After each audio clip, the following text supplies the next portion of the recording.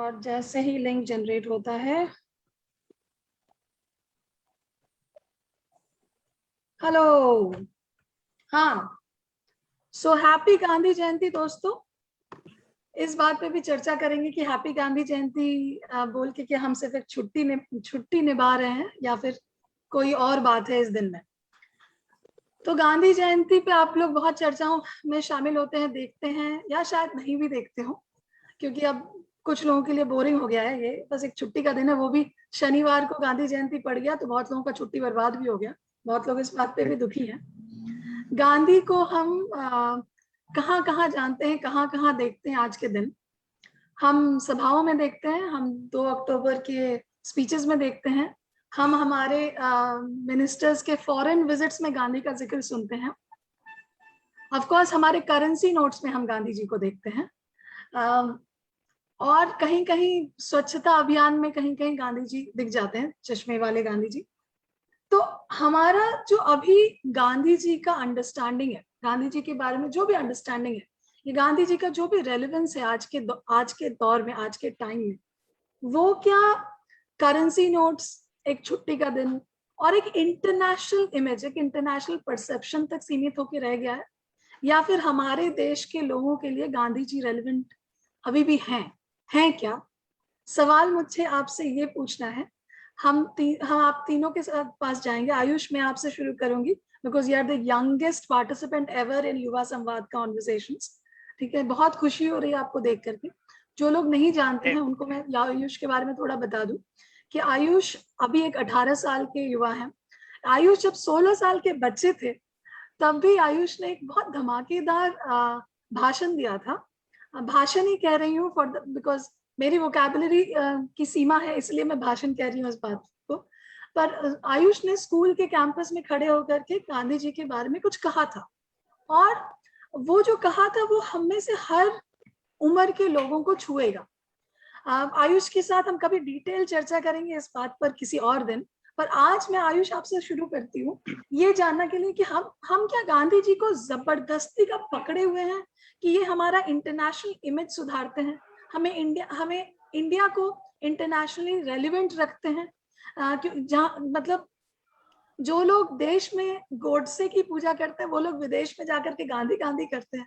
तो ये क्या इसलिए है क्योंकि इंटरनेशनली हमारे पर बहुत प्रेशर है गांधी को प्रिजर्व करके रखने। तो गांधी हमारे लिए क्या है, क्या वो अभी भी रेलिवेंट है या नहीं रहे? आपको क्या लगता है आयुष? जी, सबसे पहले तो धन्यवाद मुझे यहाँ मौका देने के लिए, बोलने के लिए। और रेलिवेंस गांधी की मुझे लगता है कि हमेशा रहेगी और अभी भी है, और ये किसी प्रेशर की वजह से शायद नहीं है। ये एक तरह की मजबूरी उनके लिए है जो गांधी के खिलाफ हैं, उन पर ये प्रेशर रहेगा हमेशा कि वो अगर कहीं और जाएं तो उनको गांधी की ही बात करनी पड़ेगी। वो इस बात पर वो उनके खिलाफ या उनके हत्यारे की बात नहीं कर सकते हैं। तो प्रेशर जो है या इंटरनेशनल प्रेशर जो है वो उन पर है जो गांधी को नहीं मानते हैं। हमारे ऊपर प्रेशर नहीं है क्योंकि हम गांधी को मानते हैं। तो जो नहीं मानते हैं शायद उन पर प्रेशर हो, हमारे ऊपर नहीं है। और गांधी की रेलिवेंस हमेशा बनी रहेगी क्योंकि गांधी एक्सपेरिमेंटल थे, वो खुद को हमेशा बदलते रहते थे। और यही चीजें हमें सीखनी है गांधी से, जो किसी भी चीज की रेलिवेंस तभी होती है जब वो समय के साथ बदलती रहती है। गांधी जो पहले वर्ण व्यवस्था के समर्थक थे, वो बाद में एक लेख लिखते हैं कि कास्ट हैज टू गो, यानी जाति को अब जाना होगा। तो गांधी कॉन्टिन्यूअसली खुद में प्रयोग करते थे, वो कई चीजों पर उनके विचार बदले। हिंद स्वराज में उन्होंने कुछ शब्द ऐसे लिखे जिसे बाद में उन्होंने बदला, और गांधी अपनी गलतियां जो हैं वो खुद ही बता देते थे। ये सबसे अच्छी चीज है कि गांधी की जो बुराइयां हैं, जो खामियां हैं, वो हमने गांधी से ही जाना, वो किसी और से नहीं जाना है। हमने गांधी से ही उनकी गलतियां भी जानी। तो जो प्रयोग धर्मिता है, अपनी गलती को मानने वाली जो बात है, ये हम गांधी से हमेशा सीख सकते हैं। और यही चीज है जो गांधी को हमेशा रेलिवेंट बनाए रखेगी। और गांधी किसके लिए और किसके हक की बात करते थे, ये चीज गांधी को रेलिवेंट बनाती है। क्योंकि गांधी बंटवारे के बाद कहते थे कि अगर मैं पाकिस्तान जाऊंगा तो मैं वहां हिंदुओं का साथ दूंगा क्योंकि वहां उन पर अत्याचार हो रहा है, और भारत में रहूंगा तो मुसलमानों का साथ दूंगा क्योंकि यहाँ उन पर अत्याचार हो रहा है। तो गांधी वॉज ऑलवेज, एंड अगर आज होते तो वो स्टिल अभी उन्हीं के साथ होते जो ऑप्रेस्ड हैं। गांधी हमेशा दलित, शोषित, वंचित, मजलूम, मजदूर के हक की बात करते थे, और आज भी होते तो करते, और आज शायद क्योंकि वो एक्सपेरिमेंटल थे तो आज अलग ढंग से करते, शायद लैपटॉप लेके वो आर्टिकल्स लिखते और बातें बताते लोगों को। तो वो खुद में हमेशा बदलाव करते रहते थे। ये चीजें हमें सीखनी है जो गांधी को हमेशा रेलिवेंट बनाएगी। और गांधी की मुखालिफत जो थी, गांधी से मतभेद जो था वो जायज है, सबके हो सकते हैं, लेकिन गांधी से मतभेद रखने के लिए उनके हत्यारे का समर्थन करना जरूरी नहीं है। हम उनके हत्यारे का समर्थन किए बिना भी गांधी से मतभेद रख सकते हैं। अम्बेडकर के गांधी से मतभेद थे, डॉक्टर लोहिया के मतभेद थे, सुभाष चंद्र बोस, सरदार पटेल से लेकर सबके मतभेद थे, लेकिन उनमें से किसी ने भी उनके हत्यारे का या उस विचारधारा का समर्थन नहीं किया जो गांधी को मारना चाहती है, दबाना चाहती है। तो ये बताता है कि उन सब में गांधी से मतभेद था और गांधी के सबसे मतभेद थे, लेकिन मनभेद कभी किसी से नहीं रहा, दुश्मनी जैसा कुछ कभी नहीं रहा। तो ये चीजें हमें सीखनी है कि गांधी से आप सवाल पूछ सकते हैं, गांधी ने जो लिखा है उसको आप क्रिटिसाइज कर सकते हैं, क्योंकि गांधी खुद भी करते थे और कहते थे कि मैं खुद भी गांधीवादी नहीं हूँ, आप गांधीवादी होंगे, मैं नहीं हूं, क्योंकि मैं जो आज बोल रहा हूं उससे अलग कुछ कल बोलूंगा, और जो कल बोलूंगा उसको आप मान लीजिएगा, क्योंकि मैं हमेशा खुद को बदलते रहता हूं। तो ये चीजें हमें सीखनी है कि गांधी को या किसी भी विचारधारा को, किसी भी व्यक्ति को यही चीज रेलिवेंट बनाती है कि वो समय के साथ, समाज के साथ, दुनिया को देखते हुए बदलते रहे और उस दिशा में बदले जो सही है। तो यही चीजें हैं जो गांधी को रेलिवेंट बनाएंगी। और प्रेशर की जहां तक बात है वो उन पर ही है जो गांधी को नहीं मानते हैं। और वही बात है कि अगर आप विदेशों में कभी भी जाएंगे तो आप गांधी और बुद्ध के देश के ही रूप में भारत को बताएंगे। जिस विचारधारा से आप जुड़े हैं, अगर आप गांधी के खिलाफ हैं तो उस विचारधारा की आप बखान नहीं कर सकते, वहां जाके आपको गांधी का ही नाम लेना पड़ेगा। ठीक है आयुष, आपने एक्चुअली बहुत इंटरेस्टिंग, मुझे दो बातें आपकी बातों में बहुत अच्छी लगी। एक तो था कि एक्सपेरिमेंट करना और चीजें बदलते रहना। कभी कभी हम लोग बहुत रिजिड हो जाते हैं और जो हमने एक बार बोला हम उसी पे कायम रहना चाहते हैं। तो एक्सपेरिमेंट करना और रिजिड होना रेलेवेंस की सबसे बड़ी मतलब क्वालिटी है, रेलेवेंट रहने की। दूसरी चीज आपने जो मनभेद और मतभेद वाली बात की वो बहुत ही अच्छे से बोला आपने। वो बात मतलब दैट्स एब्सोल्युटली ब्यूटीफुल। अच्छा अरविंद जी, आप बताइए, क्या हम फोर्सफुली गांधी जी को याद कर रहे हैं या गांधी जी अभी भी रेलेवेंट है क्या हमारे लिए?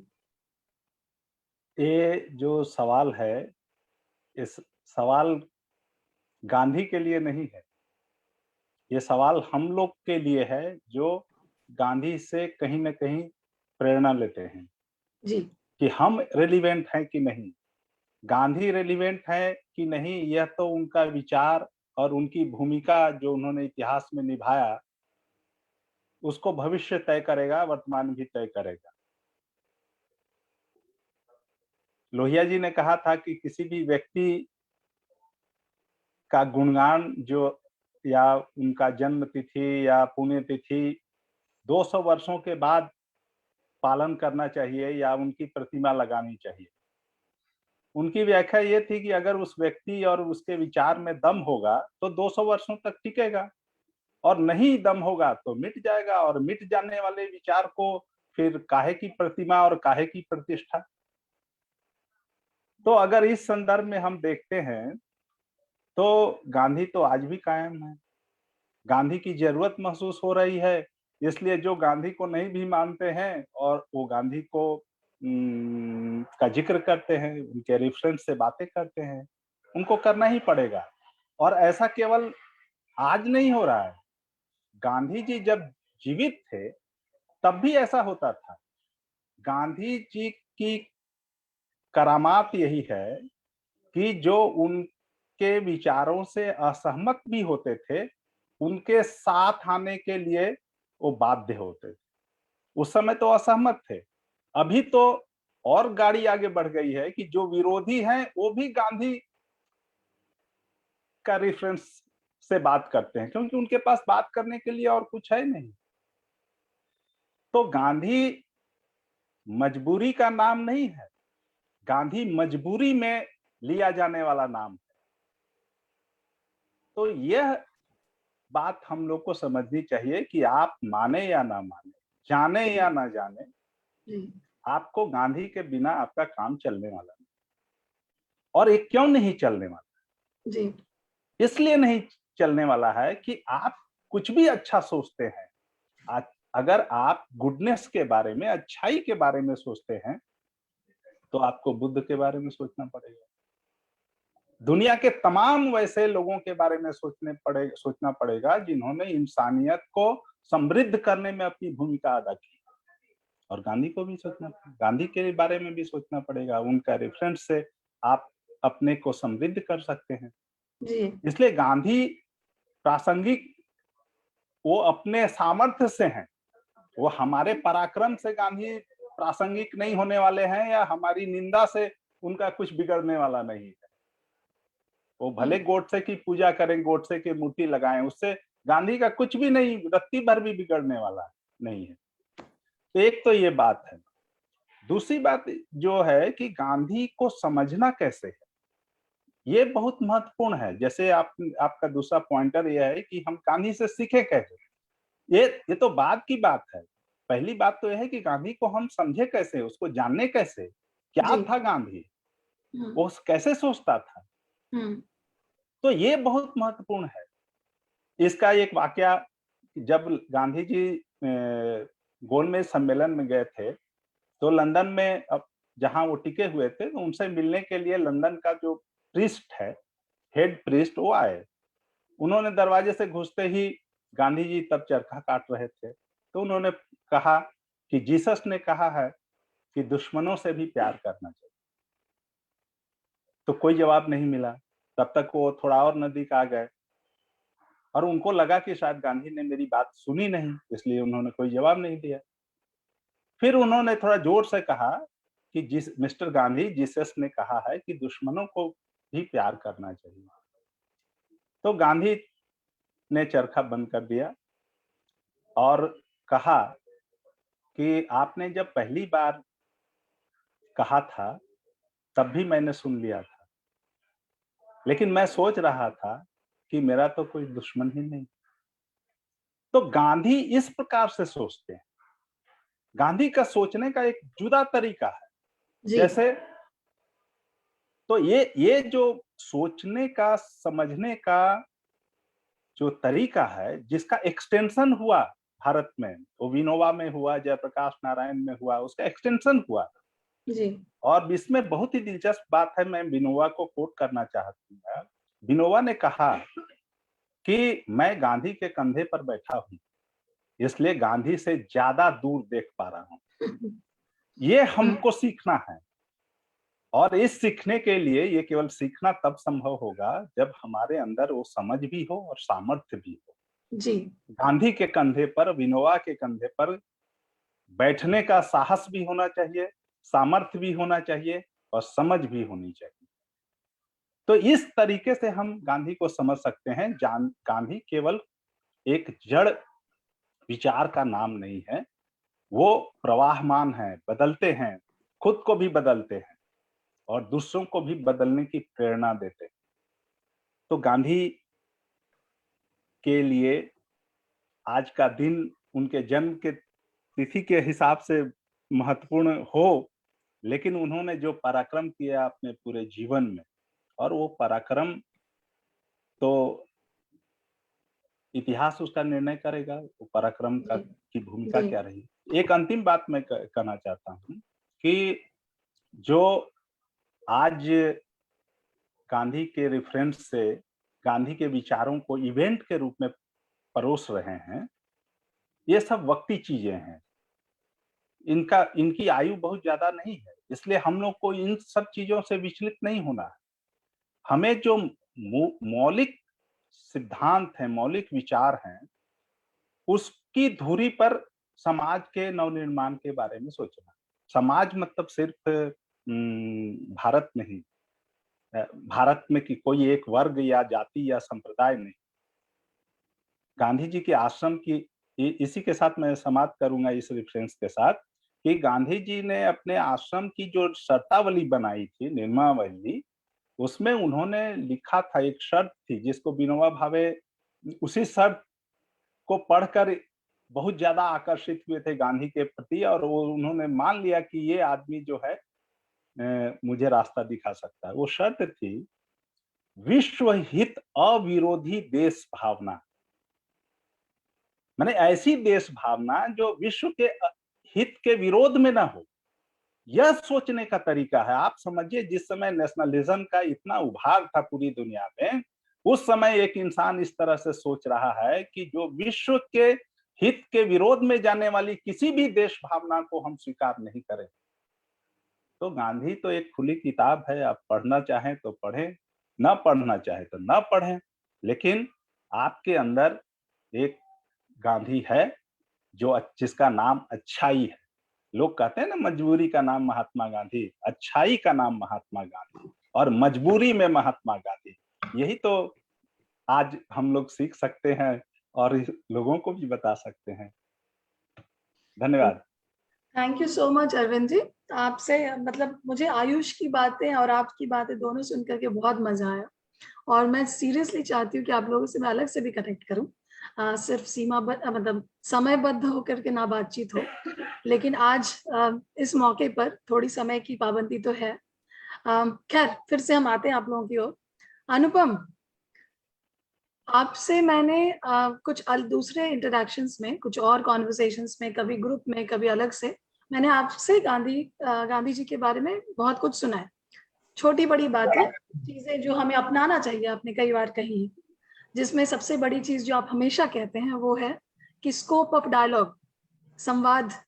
मतलब गांधी जी से जो मनभेद और मतभेद की बात आयुष ने भी कही कि आप मतभेद कर सकते हैं, लेकिन मनभेद वाली बात नहीं है, क्योंकि सिर्फ गांधी नहीं, गांधी और उनके कॉन्टेम्पररीज ने डायलॉग को बहुत महत्व दिया है, कॉन्वर्सेशन, मीनिंगफुल कॉन्वर्सेशंस को बहुत महत्व दिया है। तो ये बात आप काफी बार कहते हैं और दोबारा कहेंगे तो बहुत बिल्कुल बुरा नहीं लगेगा, लेकिन अभी मैं आपसे फिर से उस वही बात पे आती हूँ जिस बात पे मैंने आयुष और अरविंद जी से पूछा, मैम को पूछा था कि रेलेवेंस क्या है। ये क्या हमारा कोई और हमें मिल नहीं रहा है, हम पर्सनालिटी कल्ट्स में विश्वास करते हैं, तो अभी 150 साल पुराने एक व्यक्ति को पकड़ करके जकड़ करके किसी भी तरह रेलिवेंट बनाने की कोशिश कर रहे हैं, क्योंकि in terms of the people we have become today, आज जिस तरह के हम इंसान बन गए, इस देश की बात कर रही हूँ, हम बहुत अलग लगते हैं गांधीयन फिलॉसफी से।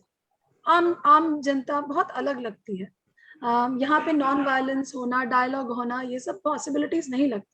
तो आज के टाइम में रेलेवेंस है, या हम में से चंद लोग उनको चाहते हैं कि रेलेवेंट हो। एक होती है चाहत। अरविंद जी से बात करके समझ में आया कि वो किस तरह से रमे हुए हैं, और उनसे बात करके लगा कि हाँ बिल्कुल सही बात है, आयुष ने जो कहा सही बात है। आयुष ने क्रिटिसिज्म की भी बात की, लेकिन रेलेवेंस की बात मुझे बताइए कि रेलेवेंस एक है कि रेलेवेंस है क्योंकि इस तरह से बात है, लेकिन दूसरा है कि रेलेवेंट है क्या, क्योंकि हम जिस तरह के लोग हैं हम गांधीयन नहीं हैं, तो क्या वो रेलेवेंट है? अनुराधा जी, पहले तो आपका धन्यवाद इस चर्चा को मॉडरेट करने के लिए, और अरविंद जी को सुनकर मुझे भी बहुत अच्छा लग रहा था, और मैं उनकी लगभग सभी बातों से सहमत हूँ। और आयुष को तो जब जब मैं देखता सुनता हूँ तो मुझे बहुत एक मायने में आत्मविश्वास मिलता है कि ये जो एक पिछले 70 सालों में, 75-80 सालों में या 100 सालों में कह सकते हैं कि गांधी जी को और उनके विचारों के खिलाफ जो एक तरह का प्रोपेगेंडा चला है, वो कभी भी सफल नहीं हो पाएगा, वो भले लगातार चलते रहे। वो मुझे आयुष जैसे युवा साथियों को देखकर ये विश्वास मेरा और ज्यादा बढ़ जाता है, प्रगाढ़ हो जाता है। और देखिए, ये जो सवाल है आपका रेलेवेंस का, ये सही बात आप कह रहे हैं कि मैं बहुत सारी और चर्चाओं में अलग अलग कॉन्टेक्स्ट में गांधी जी का रेफरेंस ले आता हूँ कई बार, लेकिन जब विशेष तौर पे गांधी जी को लेकर बात करनी हो तो मुझे लगता है कि मुझे सुनना ज्यादा पसंद रहेगा अरविंद जी को, आयुष को। इसके मतलब मैं खुद बोल लूं, उसकी तुलना में मुझे लगता है कि उनसे ज्यादा सीखने समझने को है। ये जो प्रासंगिकता वाला सवाल है, और वो आप एक ऐसे व्यक्ति से पूछ रहे हैं जो इस वक्त, जिसने मतलब मैंने पूरी तरह से खुद को इस वक्त झोंक रखा है आंदोलनों में, और मुझे लगता है कि कोई भी आदमी, और वो भारत की ही बात नहीं है, भारत में रेलेवेंस की बात नहीं, सिर्फ विश्व में दुनिया को आंदोलन करना अगर किसी एक व्यक्ति ने सिखाया है तो वो महात्मा गांधी है। और इसके कई उदाहरण हैं, मतलब मार्टिन लूथर किंग से लेके नेल्सन मंडेला तक, और दुनिया भर में, विश्व भर में बड़े से बड़े ताकतों के खिलाफ जो बड़ा से बड़ा सामाजिक बदलाव, राजनीतिक बदलाव आया है, उसके हर बार केंद्र में गांधी आ ही जाते हैं। तो ऐसा क्या है भाई कि आप गांधी का नाम लिए बिना, और दुनिया की बात छोड़िए ना, अभी रिसेंट एग्जांपल्स हम लोग देखते हैं, हाल फिलहाल के जो उदाहरण हमारे सामने कई सारे हैं। सीएनआरसी के खिलाफ आंदोलन हुआ। मैं कई ऐसे लोगों को, समूहों को जानता हूं जो असल में, जिनको आप गांधीवादी तो छोड़िए, वो गांधी के बहुत ही कट्टर आलोचक रहे हैं, लेकिन जब वो सरकार के खिलाफ लड़ रहे थे तो जो तस्वीर उनको सबसे ज्यादा काम आई वो गांधी की तस्वीर थी। आप आप आप सत्ता से लड़ते हैं, आप किसी व्यवस्था के खिलाफ लड़ते हैं, आप न्याय के लिए लड़ते हैं, न्याय के खिलाफ लड़ते हैं, तो गांधी हमेशा खुद ब खुद सबसे आसान सहारा बन जाता है किसी के लिए भी। तो ऐसे में ये सवाल ही नहीं बनता है कि गांधी की प्रासंगिकता नहीं है आज के समय में। मुझे लगता है अगर कुछ महापुरुषों में जिनकी बहुत ज्यादा प्रासंगिकता है, बिल्कुल वैश्विक स्तर पे, सिर्फ भारत में ही नहीं, उनमें से एक महात्मा गांधी है। और भारत के स्तर पे मैं और भी कई लोगों का नाम लेता हूं, लेकिन क्योंकि गांधी जी पे चर्चा है तो अभी सिर्फ गांधी जी तक ही सीमित रखते हैं इस बात को। तो रेलेवेंस और प्रासंगिकता के सवाल पे तो मेरा ये कहना है कि गांधी जी जितने रेलेवेंट अपने दौर में थे, मुझे लगता है उससे कम रेलेवेंट आज नहीं है, उससे ज्यादा ही रेलेवेंट है। और जब जब हमको लगेगा कि हम जितना भी हमारा समाज, हमारा हम सामुदायिक स्तर पे, सामाजिक स्तर पे, राष्ट्रीय स्तर पे हम किसी भी ढंग से अन्याय की तरफ जब जब वो मुड़ेगा, तो और जब हम किसी शक्तिशाली सत्ता से भिड़ रहे होंगे, तो गांधी का जो तरीका है, गांधी के जो विचार हैं, गांधी का जो पूरा जीवन है, देखिए गांधी, ये जो बात जो आपने शुरू में ही कही कि ये सब लोग कहते हैं गांधी व्यक्ति नहीं विचार है, और ये सही बात है कि हम लोग सिर्फ व्यक्ति को सेलिब्रेट नहीं कर रहे हैं। और मैं तो कोई, देखिए उस मायने में कभी गांधीवादी हूँ ये ना क्लेम करने की कोशिश करता हूँ, ना मैं हूँ, और मैं कई मायनों में आलोचक भी हूँ। तो मैं इसलिए आलोचना कर सकता हूँ क्योंकि मुझे गांधी की वो सारी अच्छाइयां जिसका जिक्र अरविंद जी ने बड़े खूबसूरत ढंग से किया, वो सारी दिखती हैं। मुझे समझ में आता है कि गांधी हमारे देश के लिए, हमारे समाज के लिए कितने कितने उच्च कोटि के प्रकाश पुंज थे, आज भी दिशा दे रहे हैं। आज भी जब मैं ईमानदारी से कहूँ, हमारे आज के जो राष्ट्राध्यक्ष हैं, जब वो विदेश में जाते हैं, और जब मुझे कहीं बुरा लगता है कि जिस भारतीय लोकतंत्र का डंका खुद ब खुद बजता रहता था दुनिया भर में, उसको लेकर दुनिया भर में किस तरह की बातें की जा रही है, तो गांधी बचा ले जाते हैं हमारे लाज को आज भी। मतलब गांधी के देश से आए हैं कह कह के, अगर किसी को हमारी आलोचना भी आज के समय करनी हो, हमारे प्रधानमंत्री की, हमारे सरकार की, तो साथ में उसको मैनेज बैलेंस करने के लिए, आपने अभी रिसेंटली देखा यूएस विजिट जब प्राइम मिनिस्टर का हुआ, तो जब कोई फॉरेन डिग्निटरी बार बार ये कहता है कि ये भारत गांधी का देश है, भारत गांधी का देश है, इसका मतलब उसने अकेले में बहुत कुछ सुनाया है प्रधानमंत्री को, तो उसको वो बैलेंस और मैनेज कर रहा होता है। तो गांधी हमको हर बार बचा ले जाते हैं, हर वक्त बचा ले जाते हैं। और मुझे तो जरूर एक सेंस ऑफ प्राइड, देखिए उससे भी मैं दूर भागता हूँ ये सेंस ऑफ प्राइड के मामले से, लेकिन मुझे जरूर इस बात का गर्व है कि गांधी जैसे महापुरुष भारत में हुए, और इस मायने में हम पूरे दुनिया को आंदोलन और कम्युनिकेशन के मामले में गांधी ने दिशा दिया। और हम लोग सब क्योंकि गांधी के साथ लगे हुए हैं, तो हमको इस बात पे उस गांधी के साथ जो हमारी कॉमन आइडेंटिटी है, उस पर सेंस ऑफ प्राइड होने में कोई हर्ज नहीं है, कोई दिक्कत नहीं है। जो आपने एक बात जो कही कि गांधी से सीखने वाली बात, देखिए मैं अक्सर कहता हूँ ये बात, और मैं बार बार रिपीट करता हूँ, और मुझे लगता है कि दिन ब दिन उसको दोहराने की आवश्यकता और बढ़ती जा रही है। आज हम जिस दौर में जी रहे हैं, जिस तरह के परिवेश में हम आज जी रहे हैं, आज देखिए बहुत कठिन हो गया है विपरीत विचारधारा के लोगों के साथ किसी भी ढंग से संवाद करना। मतलब जो आपके विचारों से सहमत नहीं है, वो बिल्कुल अलग ट्रैक पे है। मतलब लाइंस इतने क्लियर ड्रॉ हो गए हैं कि सब अलग अलग खेमे में है, जिन खेमों के बीच कोई आपसी संवाद नहीं। और जो एक चीज, मतलब गांधी से सीखने को बहुत कुछ है, लेकिन कोई एक बात जो गांधी से हम सबको जरूर सीखने की कोशिश करनी चाहिए, वो ये कि कैसे हम अपने बिल्कुल विपरीत विचारों से ही नहीं, मतलब अपने कट्टर विरोधियों से भी किस तरह का सभ्य और सम्मानजनक संवाद कर सकते हैं। उसके कई उदाहरण है गांधी के जीवन से। और गांधी, देखिए हम सब आज ये प्रोपेगेंडा का शिकार हो रहे हैं कई बार लगातार कि गांधी और बोस के बीच क्या था, गांधी और अंबेडकर के बीच क्या था। अब ये कोई छिपी हुई बात नहीं है कि मतभेद था भाई, बहुत मामलों में, कई बातों में डिफरेंट पॉइंट्स ऑफ ओपिनियन थे। गांधी अंबेडकर के बीच हो, गांधी, 1 मिनट में होल्ड करता हूँ।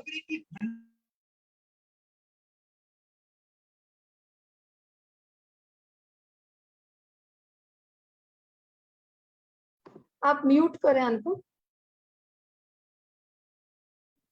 हाँ, तो मैं कहाँ पे था, मैं डिस्ट्रैक्ट हो गया पूरी तरह से।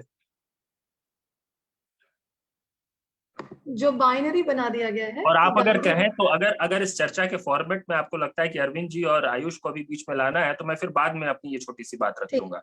हाँ, अरविंद जी हमसे डिस्कनेक्ट हो गए हैं। मैं एक्चुअली नेक्स्ट पॉइंट पे आना चाहती हूँ। इनफैक्ट आयुष के जो शुरुआती बातों ने ना मेरे दोनों पॉइंट्स को प्रीएम्प्ट कर दिया है, लेकिन मैं फिर भी बोलना चाहती हूँ। मुझे आयुष का तरीका बहुत पसंद आया, जिस तरह से उन्होंने बात पेश की। और मैं 2 चीज बोलना चाहती हूँ अनुपम। एक बात जो आपने अभी छेड़ी कि अभी रिसेंट टाइम्स में आपने कहा कि प्रोपेगेंडा के तहत गांधी वर्सेस समवन कर दिया गया, चीजें बाइनरी बन गई है। अगर किसी के साथ कोई मतभेद था तो दिस वर्सेस दैट हो गया है। जो हम आपने कहा हम खेमों में बट गए हैं, ये बात सच है। अब हम पहले, मतलब मुझे पहले का तो पता नहीं, बट अपने बचपन की बात बोल सकती हूँ कि स्पेक्ट्रम था। मैंने बड़े होते हुए मैंने अंबेडकर, सुभाष चंद्र बोस और गांधी जी, इन तीनों की तस्वीरें, पोर्ट्रेट्स मैंने घरों में देखे हैं। अब बंगाली हाउस होल्ड्स में तो, मिडिल क्लास हाउस होल्ड में बड़े बड़े पोर्ट्रेट दिखेंगे, सारे को एग्जिस्ट करते हैं। गांधी, बोस और अंबेडकर को एग्जिस्ट करते हैं घरों में, ठीक है।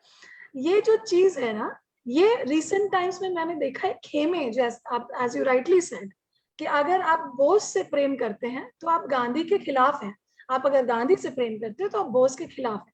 हमें फोर्सफुली बाइनरी बना दिया गया है, दिस और दैट, ठीक है। ये एक जो चीज है, इस चीज से, मतलब इस चीज में वही मुझे आयुष की बात याद आ रही। उन्होंने जो मनभेद और मतभेद वाली बात बताई ना, बहुत खूबसूरत बात है वो, कि उनके मतभेद थे, बिल्कुल थे, और जरूरी भी है मतभेद होना। कोई किसी इंसान को भगवान बनाना कतई ठीक नहीं है। लेकिन ये मतभेद के मतलब बावजूद वो लोग जो बातें करते थे, रिकॉर्डेड एविडेंस है हमारे पास, राइट, चिट्ठियां हैं, बातचीत का जो जितना भी रिकॉर्डेड एविडेंस है, उन लोग ने आपस में बातें की है। ये एक चीज पे मैं जानना चाहूंगी आप लोगों को कि आज के दौर में इज इट पॉसिबल टू, हम लोग जैसे लोग जो बहुत सारा मीडिया कंज्यूम कर रहे हैं, बहुत इन्फ्लुएंस हो रहे हैं आजकल के मीडिया से, ये क्या पॉसिबल है कि हम इस तरह से फ्लूइड हों और बाइनरी में ना बट जाए? एक ये। दूसरा है, आप दोनों का सवाल जवाब एक साथ दे सकते हैं। दूसरा है आलोचना की, जो आपने बात की कि आप भी गांधी के आलोचकों में से हैं, और मुझे लगता है आलोचना हम गांधी की, हम में से, मतलब एकदम जो, मतलब बेसुध प्यार में है, उनके अलावा सारे लोग आलोचना करते हैं, और होनी भी चाहिए, क्यों नहीं होनी चाहिए। वही मैंने कहा, भगवान तो कतई नहीं थे।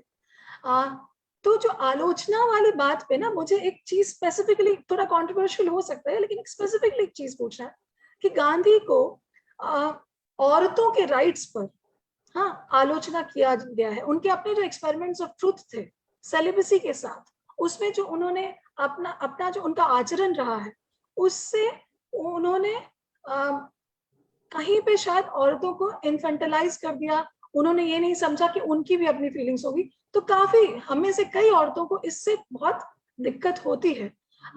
तो ये जो ये पॉइंट है। और दूसरा पॉइंट जो आयुष ने भी शुरू में ही छेड़ा था, वो था कास्टिज्म पे।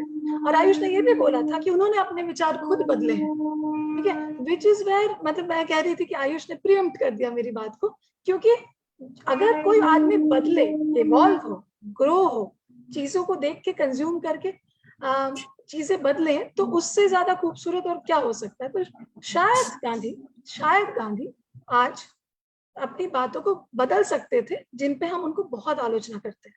पर मैं आप लोगों से जानना चाहती हूँ कि आप लोग क्या गांधी की आलोचना करते हैं?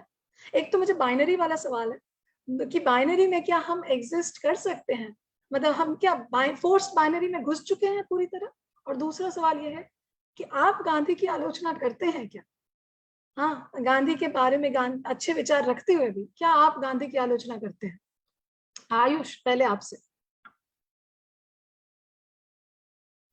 बाइनरी में तो हम सचमुच बंधे हुए हैं, क्योंकि आज ऐसा हो ही गया है कि अगर आप किसी एक का समर्थन कर रहे हैं तो आपको दूसरे का विरोध करना होगा, ऐसा बाय डिफॉल्ट मान लिया गया है कि अगर आप, जबकि ऐसा बिल्कुल नहीं है कि आप गांधी से अगर मुखालिफत में हैं आप गांधी के, तो जरूरी नहीं है कि आप उनके हत्यारे का समर्थन करें या उस विचारधारा का समर्थन करें। गांधी के जीवित रहते हुए भी उनकी आलोचना हुई, लेकिन अंबेडकर से लेके, बोस से लेके भगत सिंह तक ने गांधी की आलोचना की, लेकिन उस विचारधारा का समर्थन कभी नहीं किया जो गांधी को मारना चाहती थी। तो हमें ये सीखना है कि हम किसी भी व्यक्ति की आलोचना कर सकते हैं, लेकिन उसके हत्यारे या उसकी मुखालिफत जो कर रहा है उसका समर्थन करना हमें जरूरी नहीं है। हम आलोचना आज भी करते हैं, और हमेशा उनके, गांधी के दौर में गांधी खुद अपनी आलोचना करते थे। गांधी खुद कहते थे कि मैं गांधीवादी नहीं हूँ, क्योंकि मैं अपनी बातें बदलता रहता हूँ। तो हम आलोचना बिल्कुल कर सकते हैं गांधी की, और मैं खुद करता हूँ, बहुत मुद्दों पर हम कर सकते हैं। हिंद स्वराज में उन्होंने पार्लियामेंट के लिए वैश्या शब्द का इस्तेमाल किया था, जिसको बाद में उन्होंने बदला। और उस समय की सोसाइटी या आज की भी सोसाइटी पितृसत्तावादी है, पैट्रियार्कियल है, जिसका असर जाहिर तौर पर, गांधी महान जन्मे नहीं थे, गांधी महात्मा जन्मे नहीं थे, वो मोहनदास करमचंद गांधी के रूप में पैदा हुए थे। तो उन पर भी ये चीजें असर करेंगी ही जो हम पर करती हैं। जो एक पितृसत्ता वाली बात है, चाहे वो जातिवाद वाली बात है, वो गांधी पर भी असर की। और यही कारण था कि जब 13 साल की उम्र में उनकी कस्तूरबाई कपाड़िया से शादी हुई, तो उन्होंने, कस्तूरबा उनसे बिना पूछे कहीं चली जाती थी, तो उनको ये चिढ़ होती थी कि मैं पुरुष हूँ, मैं पति हूँ, मुझसे बिना पूछे तुम बाहर कैसे चली गई। इससे उनमें हमेशा उनको एक दिक्कत रहती थी कि कोई औरत जो है वो बिना अपने पति से पूछे बाहर कैसे जा सकती है। तो ये वही चीजें हैं कि जो हम आसपास देखते हैं उसके असर से हम बचते नहीं हैं। हम गांधी हो सकते हैं, तो ये हम सीख सकते हैं कि गांधी भी अपनी आसपास की जो बुराइयां उनसे बचे नहीं थे। गांधी ने भी बीड़ी पी थी, गांधी ने भी चोरी की थी।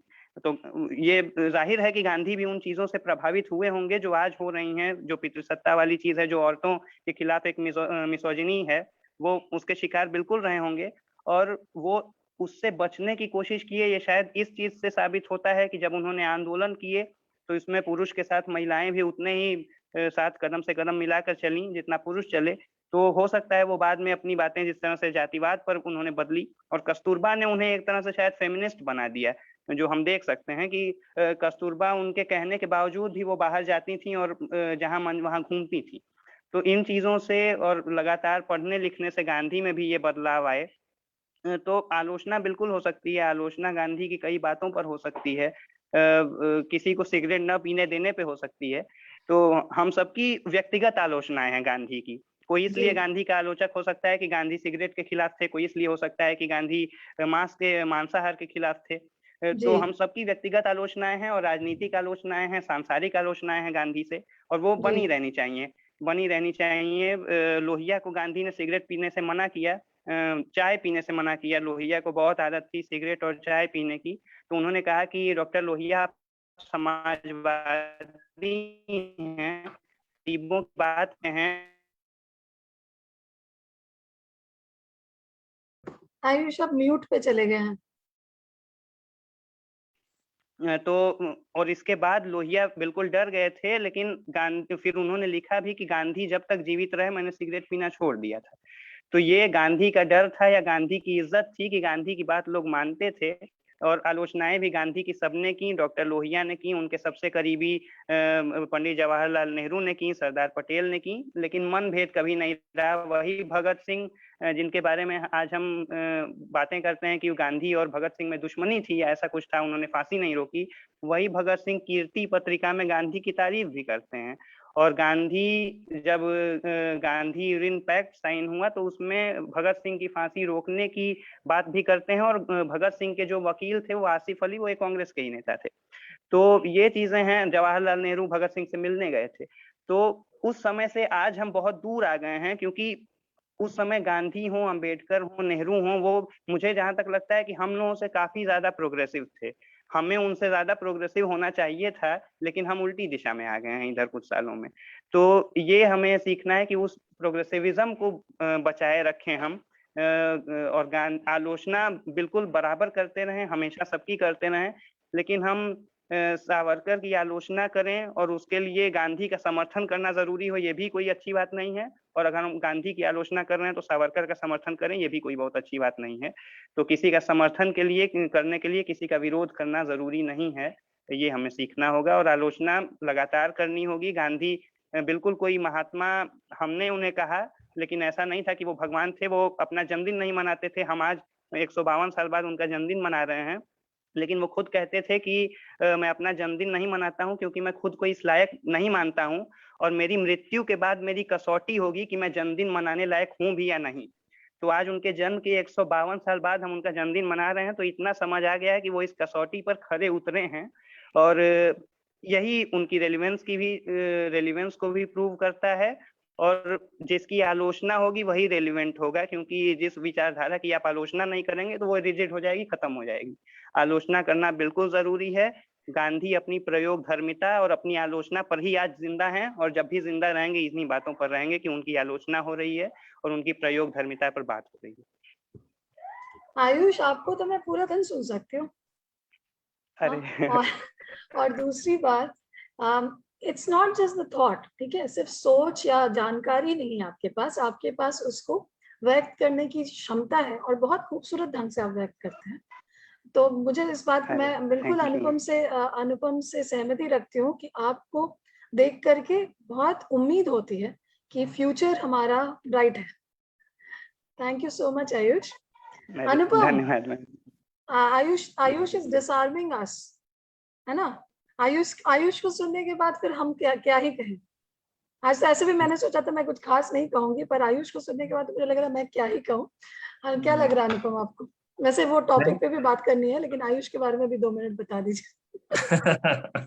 नहीं, बिल्कुल सही बात है। मैं तो सहमत हूँ आपकी इस बात से। और खास करके आयुष इस वक्त मतलब उम्र के जिस पड़ाव पे हैं और जिस तरह की समझ रखते हैं, ये गांधी को लेकर सिर्फ समझ नहीं है, आप ये एक व्यापक विचारों के स्तर पे समझ है। सिर्फ व्यक्ति के जीवन का ज्ञान मात्र नहीं है जो जिसके आधार पे आयुष अपनी बात कहते हैं। और इसीलिए मैं आयुष से प्रभावित होता हूँ जितना सुनता हूँ। और मुझे दिखता है कि देखिए, कोई 70, 75, 80 साल के व्यक्ति हों जिन्होंने गांधी को बहुत समझा, जाना, अनुभव किया, महसूस किया और वो कुछ अभिव्यक्त करते हैं तो ठीक है, वो अच्छी बात है, उनकी हमें बहुत जरूरत है। लेकिन उससे कहीं ज्यादा मुझे खुशी तब होती है जब मैं बिल्कुल युवा वर्ग में किसी को इस ढंग से बात करते हुए, सोचते समझते हुए देखता हूँ। इसकी इस वक्त ज्यादा से ज्यादा जरूरत है। तो ठीक है, अच्छी बात है। हम चाहेंगे कि आयुष जैसे ज्यादा से ज्यादा भारतीय हों, यंगस्टर्स हों जो इस ढंग से सोचे, समझे और एक्सप्रेस करें। ये जो हाँ, ये जो आपका सवाल है अनुराधा जी कि बाइनरी वाला, देखिए ये तो this is a product of the day and age we are in. इसके केंद्र में गांधी नहीं है। मतलब आज हर चीज बाइनरी में है दरअसल।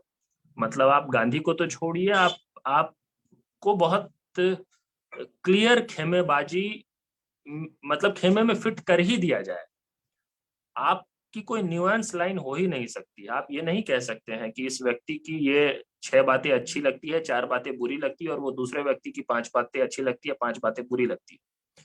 आपको ऐसा कर दिया जाएगा जहां आपको कहना पड़ेगा कि ये व्यक्ति आपको अच्छा लगता है, ये व्यक्ति आपको खराब लगता है, that is it, full stop. और उसके बाद फिर उस पर लड़ाई, उस पर घमासान। तो वो तो देखिए, आज हम जिस दौर में जी रहे हैं उस दौर का प्रोडक्ट है वो।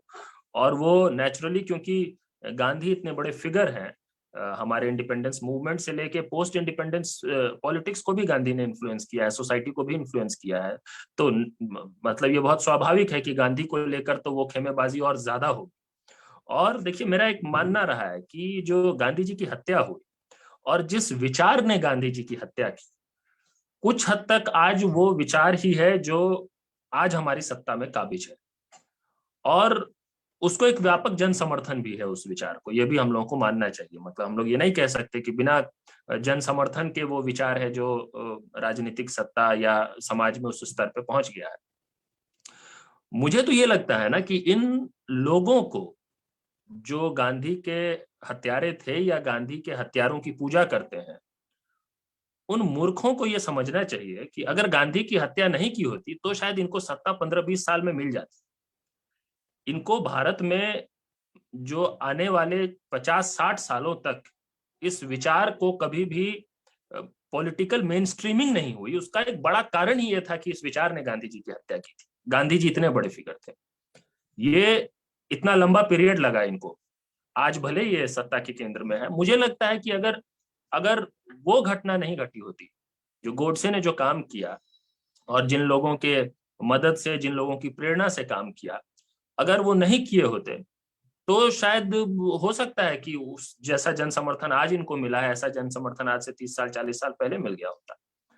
तो और आज तो चलिए, आज सत्ता में आने के बाद आप सोसाइटी और यहाँ की पॉलिटिक्स को इन्फ्लुएंस करने के बाद भी जब आप उस तरह की लाइन लेने लग जाते हैं, जब आपको लगता है कि अब हम नैरेटिव के कंट्रोल में हैं, हम अब जो है कईयों को डिमीन और डिफेम कर सकते हैं बड़े आराम से, चाहे नेहरू को तो करने में कोई कोर कसर नहीं छोड़ी इन्होंने, लेकिन जब गांधी पे आते हैं तो ये कर नहीं पा रहे हैं, अभी भी नहीं कर पा रहे हैं। मतलब वो बैकफायर कर जा रहा है इनका बार बार, और वो शायद कभी कर भी नहीं पाएंगे। तो गांधी आज, गांधी का शरीर ना होते हुए भी गांधी रोज इनको हरा रहे हैं। दरअसल हर दिन ये हार रहे हैं गांधी से, क्योंकि इनकी जो इच्छा है वो हम सब जानते हैं क्या है।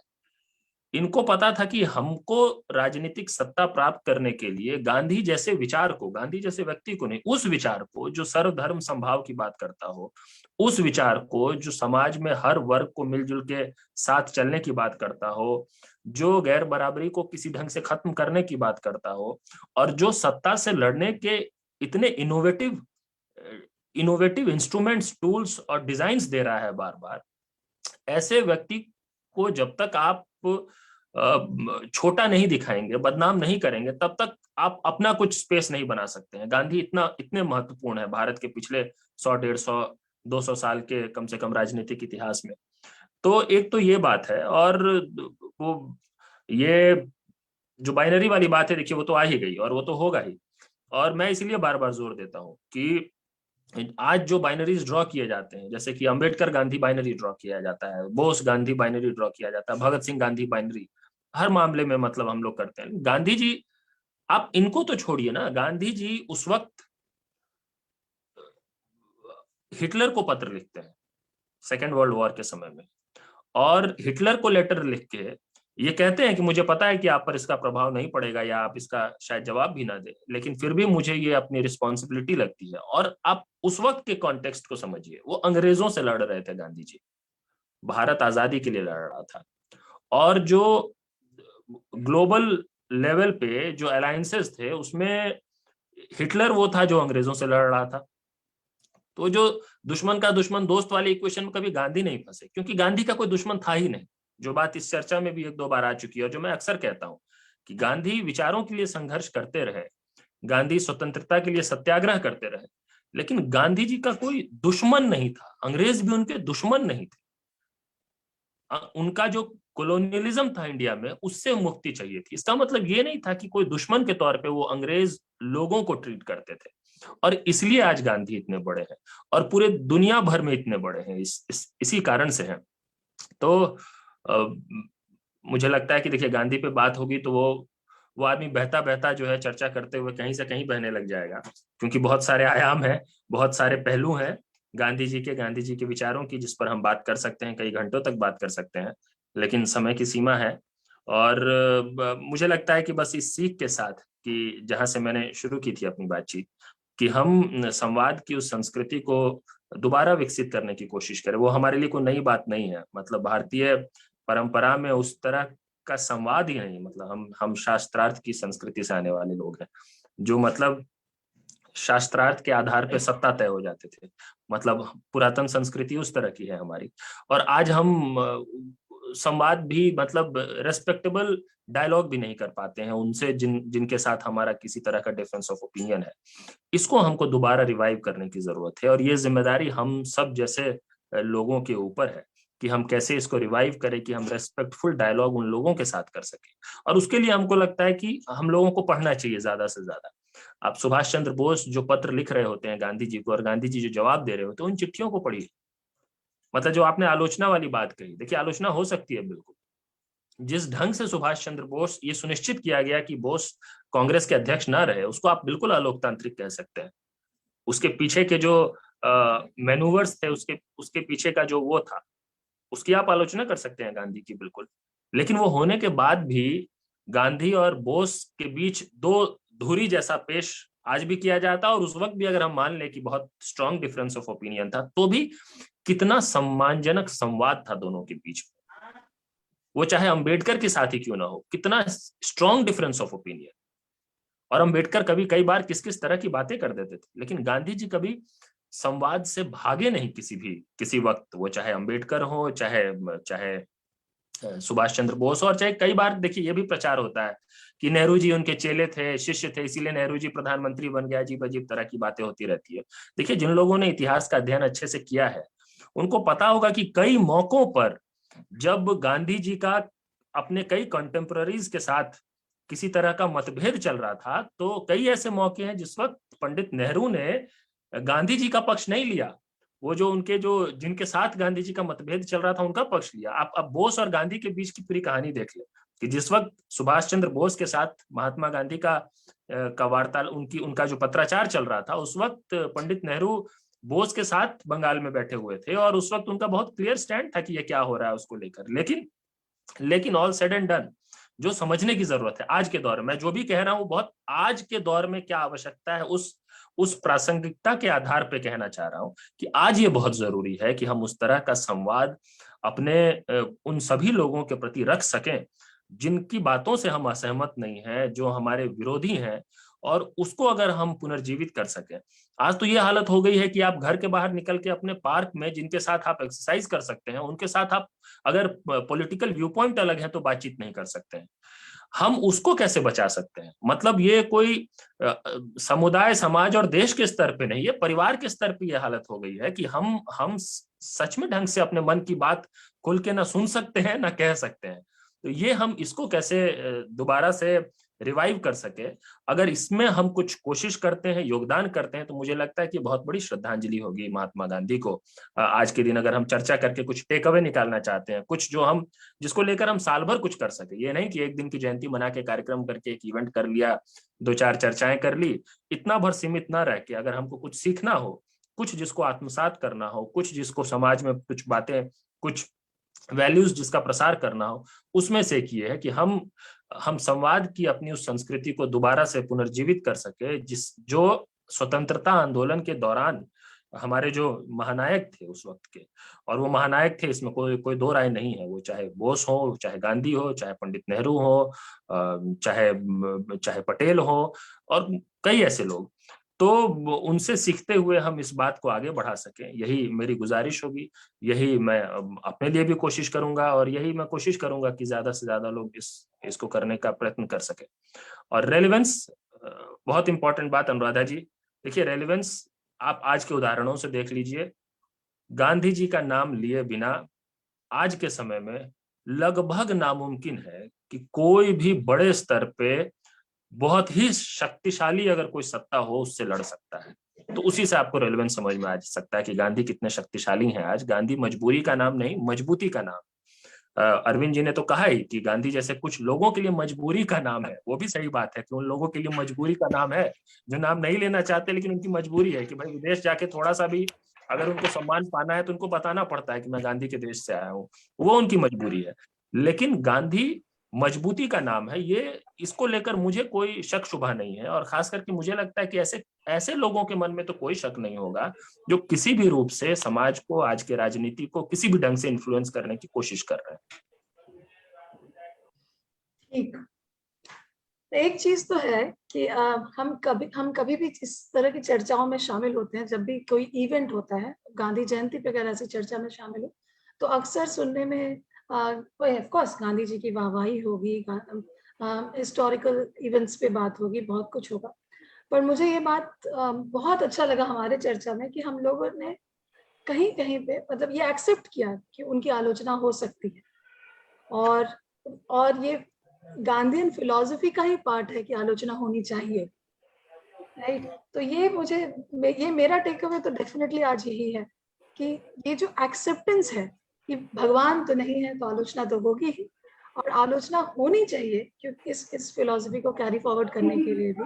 और आलोचना भगवान की भी क्यों ना हो, आलोचना भगवान की भी क्यों ना हो, बहुत हम तो ये बढ़िया। कह रहे हैं कि देखिए आलोचना को हमें कुछ नेगेटिव शब्द की तरह देखना ही बंद कर दें। मुझे तो लगता है कि आलोचना, हम किसकी आलोचना करते हैं, कई बार हम अपने घर परिवार में भी आलोचना जब किसी की कर रहे होते हैं तो कहीं कोई उम्मीद और होप होता है जिसके प्रति, उसकी आलोचना कर रहे होते हैं, उससे सवाल कर रहे होते हैं। जब सारी उम्मीदें खत्म हो जाती है तो सवाल भी खत्म हो जाता है, आलोचना भी खत्म हो जाता है, इंसान भी इर्रेलेवेंट हो जाता है। तो आलोचना को हम खुद में वैसा ना देखें कि आलोचना किसकी नहीं हो सकती, किसकी हो सकती है। गांधी जी की आलोचना इसलिए हो सकती है क्योंकि हमने गांधी जी से ही बहुत कुछ सीखा है, और उनकी आलोचना होने लायक सबके जीवन में कुछ, और क्योंकि हम लोग देखिए जिस परिदृश्य, जिस समाज परिवेश से आते हैं, उसमें ये बहुत ही स्वाभाविक है कि हम चाह के भी हम अपने जीवन में बहुत सारे वैसे पूर्वाग्रह जिसको हम तोड़ना चाहते हैं, बदलना चाहते हैं, उसके बीच में से हम आगे बढ़ रहे होते हैं। तो हम सबके जीवन में कई ऐसे मौके आते हैं जब हम कुछ ऐसा कर रहे होते हैं जिसको हम शायद अंदर से बदलना चाह रहे होते हैं, लेकिन हम कुछ ऐसा कर रहे होते हैं जो आलोचना योग्य है, इसकी आलोचना होनी चाहिए। और गांधी की खूबसूरती इसमें है, मैं फिर से मतलब थोड़ा सा समय ले लिया अनुराधा जी। देखिए मुझे लगता है एक कोशिश जो शायद हम सबको ज्यादा से ज्यादा करना चाहिए, और गांधी ने काफी हद तक किया, कि गांधी के थॉट्स, वर्ड्स और एक्शंस में अलाइनमेंट था। आप उससे असहमत हो सकते हैं, लेकिन वो जो सोचते थे, वो जो बोलते थे और वो जो करते थे, ये बहुत कठिन काम है। बहुत कठिन ये काम है। मुझे नहीं लगता 100% कोई भी कर सकता है, लेकिन इसमें गांधी जी बिल्कुल शीर्ष पे जो लोग हैं इस अलाइनमेंट के मामले में, उनमें मैं गांधी जी को गिनता हूँ। और मुझे लगता है कि हम सब अगर ये बातें सीख सके गांधी जी से, हम असहमत हो सकते हैं ना, गांधी जी के शब्दों से असहमत हो सकते हैं, विचारों से हो सकते हैं, एक्शन से हो सकते हैं, लेकिन ये नहीं कह सकते कि उनके विचार, शब्द और एक्शन में किसी तरह के हार्मनी की कमी थी या डिसअलाइनमेंट था। सोचते कुछ थे, बोलते कुछ थे, करते कुछ थे, ऐसा नहीं करते थे गांधी जी। आप असहमत हो सकते हैं, लेकिन इस बात से तो सहमत होना पड़ेगा। तो ये एक उनकी एक खूबी थी जिससे फिर से हम लोग जिसको स्मरण कर सकते हैं, जिससे जिससे प्रेरित हो सकते हैं, और जिसको आत्मसात करने का प्रयास कर सकते हैं। जी अनुराधा जी। हाँ, तो ये चर्चा, मतलब मुझे वही, आप सही कह रहे थे कि ये चर्चा थोड़ी देर की चर्चा नहीं है, बोलते जाएंगे तो बोलते ही जाएंगे। और मुझे आप लोगों को सुनना बहुत अच्छा लग रहा था। सुनना इसलिए भी अच्छा लग रहा था, मैं बहुत खुश हूँ एक्चुअली रेंज भी देख करके। ठीक है, आयुष से लेकर के अरविंद जी तक, ये वाला मेरे लिए बहुत, it's a pleasant feeling personally. ठीक है, आयुष को सुन के बहुत अच्छा लगा। और आयुष, मैं अरविंद, सॉरी अनुपम, आपसे अग्री करती हूँ कि आयुष का सिर्फ जानकार होना किसी टॉपिक पे वाला कहानी नहीं था। ये आयुष ने क्वेश्चन करके विचारों को डेवलप किया है, और अभी अभी ही ऐसा किया है, तो आगे तो बहुत गुंजाइश है, क्योंकि वो मुझे लगता है कि हम लोगों में से कईयों को पछाड़ देंगे सोच के मामले में। और ये बात मुझे बहुत खूबसूरत लगी अरविंद जी की बातें। मतलब अब मैं सीरियसली घंटों सुन सकती हूँ आप तीनों को। अनुपम, आपको तो मैं कभी ना कभी पकड़ के सुन ही लूंगी, सुना भी दूंगी, लेकिन मुझे बहुत अच्छा लगा आप सबसे बात करके। और मैं चाहती हूँ कि ये सिर्फ सीमित ना रहे सिर्फ गांधी जयंती के अवसर पर। हम फिर से मिलेंगे, हम फिर चर्चा करेंगे, सिर्फ गांधी जी पर नहीं, बहुत सारी टॉपिक्स। इनफैक्ट अगर आज ही देखें तो हमारे पास बहुत सारे अलग अलग धागे टॉपिक्स निकले हैं जिन पे हम एकदम फोकस डिस्कशंस कर सकते हैं। बिल्कुल करेंगे, जल्दी मिलेंगे। थैंक यू, आज आप लोगों ने टाइम निकाल के दिया इस टॉपिक पे। आप लोगों ने बहुत कंट्रीब्यूट किया। आई एम श्योर जो लोग आज देख रहे होंगे उन्हें अच्छा लगेगा, क्योंकि ये डिफरेंट था। मुझे सीरियसली मुझे लगा कि आप तीनों की बातें बहुत अलग थी, बहुत सारे गांधी जयंती के चर्चों से। तो मुझे उम्मीद है कि लोगों को इसमें मजा आएगा और हम लोग फिर से जुड़ेंगे। आप लोगों से बहुत सारी बातें करनी है। आप लोगों का कांटेक्ट अभी मुझे मिल चुका है, तो आप लोगों को आगे भी परेशान करती रहूंगी मैं। Thank you so much. और मुझे पता नहीं कि गांधी जयंती पे हैप्पी गांधी जयंती वाला विश करना चाहिए कि नहीं, बट और तो मुझे कुछ आता नहीं है। तो आपने जो कहा कि अच्छे विचारों को आत्मसात करने की कोशिश करेंगे हम, और कुछ चीजें जिनकी हम आलोचना करते हैं करना चाहिए। मैं आयुष की एक बात को रिपीट करना चाहती हूँ कि आलोचना हो सकती है, बिल्कुल हो सकती है। व्यक्तिगत आलोचना हो सकती है, राजनीतिक आलोचना हो सकती है, सांसारिक आलोचना हो सकती है। That is again a beautiful thought. तो बिल्कुल आलोचना करते रहिए और जो अच्छी चीजें हैं उसको आत्मसात करने की कोशिश भी करते हैं। Thank you so much everyone. Thank you. बहुत धन्यवाद, बहुत बाय। धन्यवाद।